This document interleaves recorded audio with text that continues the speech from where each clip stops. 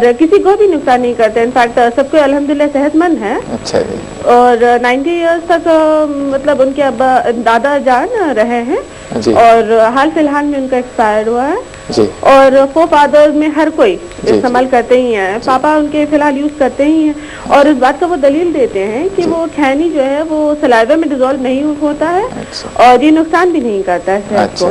तो इस बात का क्या जवाब देंगे आप? हम तो उनको कन्विंस नहीं कर पाए किसी तरह भी। आप प्रोग्राम देख रहे हैं भाई? हाँ जी, वो देख रहे हैं। भाईजान, मैं आपसे उकाती हूँ, क्या आप खुशबू पसंद करते हैं कि बदबू?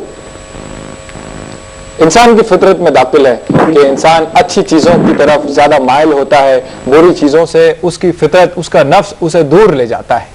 अगर मुंह से अगर खुशबू आती है इस तरह की चीजों के इस्तेमाल से तो बखूबी आप इस्तेमाल कर सकते हैं, लेकिन इस तरह की चीजें ना खुशबू दे सकती है, ना सेहत दे सकती हैं, ना आगे वाले के ऊपर हमारा अच्छा इम्पैक्ट पड़ सकता है। तो नाजरीन, आइए इस सवाल का जवाब देते हैं, लेकिन इसमें और एक इसी तरह का SMS आया है, इसे शामिल कर लेते हैं। लिखती हैं नाजिया साहिबा हैदराबाद से, my husband in spite of telling the effects of gutkha consume it, how to stop him. तो दोनों खवातीन को गिला है कि अपने शौहर साहिबान से कि ये गुटखा और वो घनी इस्तेमाल करते हैं, कई बातें बताने के बावजूद भी फिर वो मुसिर हैं कि बस इस्तेमाल करते ही रहते हैं। इसके लिए क्या हिकमत अमली होगी, क्या राहदारी होगी? वालेकुम अस्सलाम वरहमतुल्लाहि वबरकातुहू। अगर कोई आदमी के ये समझ लेने से नुकसानात नहीं होते, लेकिन तंबाकू के नुकसानात तो मैंने आपको बतला दिए, बल्कि बाकायदा स्क्रीन में फोटोज यानी काफी मेहनत करने के बाद आपके लिए बताया मैंने, पूरी स्टैटिस्टिक भी मैंने आपको बता दी। एक आदमी डॉक्टर के पास जाने से पहले खुद अपने बारे में सोचता है।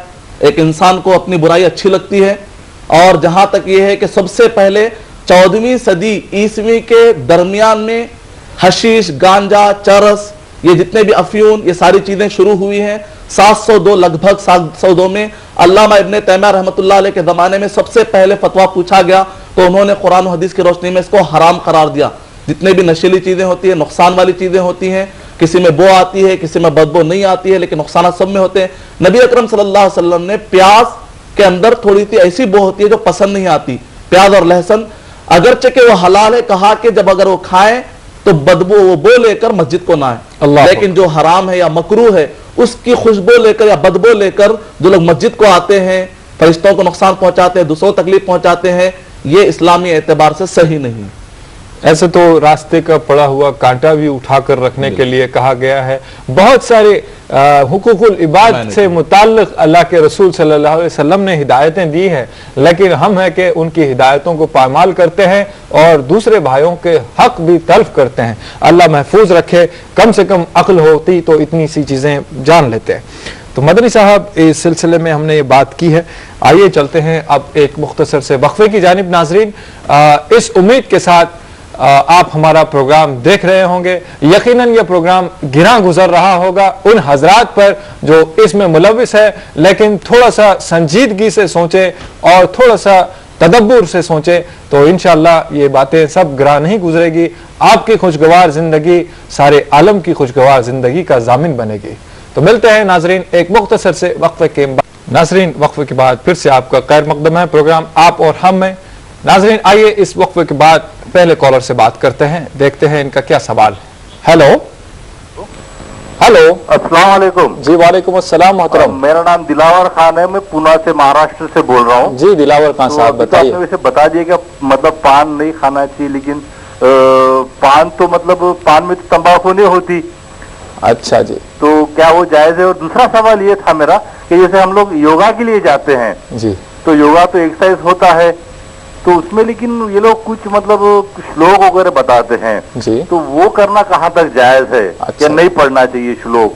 अच्छा। योगा ही नहीं करना चाहिए? अच्छा जी, शुक्रिया भाई दिलावर खान साहब, आपने हमें कॉल किया पुणे से।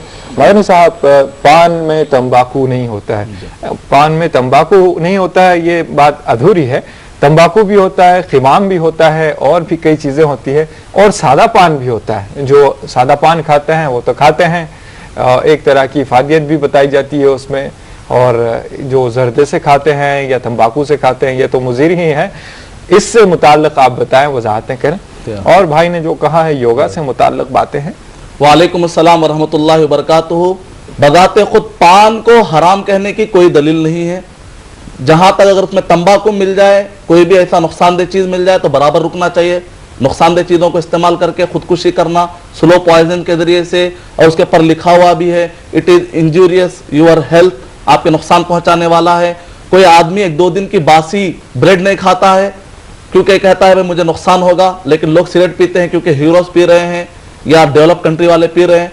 तो एक आदमी जहां तक पान है बजाते खुद उसको हराम कहने की दलील नहीं है, लेकिन अखलाकी एतबार से जो लोग पान खाते हैं, धब्बे लगा लेते हैं, अंदाजा कीजिए कि क्या इम्पैक्ट पड़ेगा सामने वाले के लिए जो लोग नहीं खाते या दूसरे मुल्क से आते हैं। और जहां तक आपका सवाल है योगा, इस्लाम ने सबसे बेहतरीन योगा दिया है। आप नमाज पढ़ते हैं 5 टाइम की, फजर के टाइम पर उठकर ताजा वक्त पर, रात में सोने से पहले तहज्जुद में पढ़ते हैं, नफिल नमाजें पढ़ते हैं, ऊपर से नीचे तक जो जिस्म आपका हरकत करता है। जब आप पानी पीते हैं तो बिस्मिल्लाह कहते ही आपकी पूरी सांस, आपका हिस्सोपेगस और पूरा डाइजेस्ट सिस्टम हरकत में आता है। जैसे ही पानी अंदर जाता है अल्हम्दुलिल्लाह जैसे आप कहते हैं वर्ड, ये जो वर्ड है इससे बेहतर कोई श्लोगास दुनिया वाले आपको कहां से ला कर देंगे। इस वजह से अल्हम्दुलिल्लाह जब हमारी झोली में पैसा भरा हुआ हो, किसी और झोली की तरफ देखने की जरूरत नहीं है। उम्मीद का आपका जवाब मुकम्मल हुआ। जी मदनी साहब बहुत शुक्रिया। आइए एक SMS लेते हैं। मुनव्वर सईद साहब इलाहाबाद से लिखते हैं, if tobacco is injurious to health then why it is allowed in Islamic countries. वालेकुम अस्सलाम रहमतुल्लाहि बरकातहू। भाई आपने बहुत ही बेहतरीन सवाल किया है। अक्सर लोग जो इसके नुकसान समझ जाते हैं दीनी एतबार से भी दुनियावी एतबार से, लेकिन छोड़ नहीं पाते क्योंकि कुछ डाउट्स है। आलिम पी रहे हैं, दीनदार पी रहे हैं, या डॉक्टर्स जानने वाले, या फिर इस्लामिक कंट्री में अलाउड है। लेकिन मैं आपको बताऊंगा मजहब को अगर आप जब भी पढ़ें तो don't look at followers but read there religious scriptures. कभी भी फॉलोअर्स को नहीं देखना चाहिए मजहब पढ़ते वक्त, बल्कि उसके स्क्रिप्चर जो उसकी किताबें होती है वो पढ़नी चाहिए। Because the many followers do not know about their religious scriptures but many time it happened they do not know about their religious scriptures. कई तो ऐसे हैं जो अपने रिलीजियस के बारे में जानते नहीं है। तो लोगों को देखकर, मुसलमान मुल्क हो चाहे इस्लामी मुल्क हो, इनको क्राइटेरिया मत बनाइए, मुसलमानों को क्राइटेरिया मत बनाइए। अल्लाह और उसके रसूल सल्लल्लाहु अलैहि वसल्लम, ये है इस्लाम।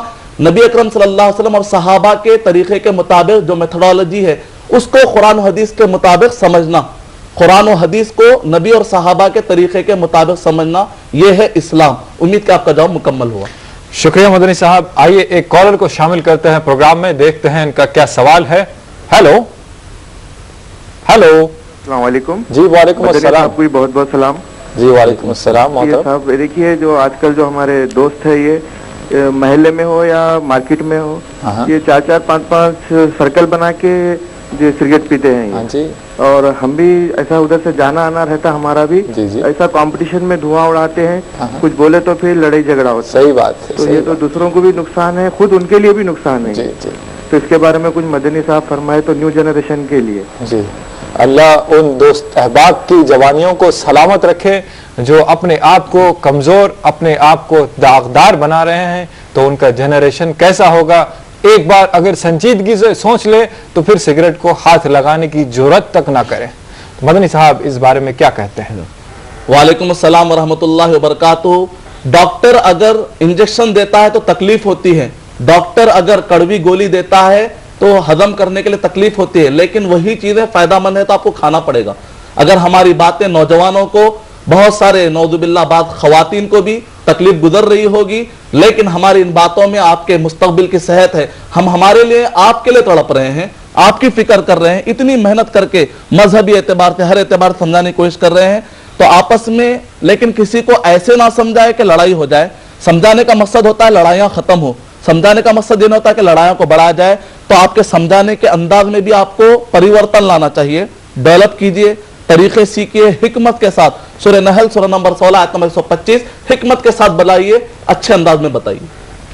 मदनी साहब ये सब बातें तो यकीनन अपनी जगह हैं, और अगर तस्लीम कर लेता है कोई तो इसके लिए इससे बड़ी फलाह कोई न हो सकती। नाज़रीन, आपको यकीनन हमारा प्रोग्राम पसंद आया होगा।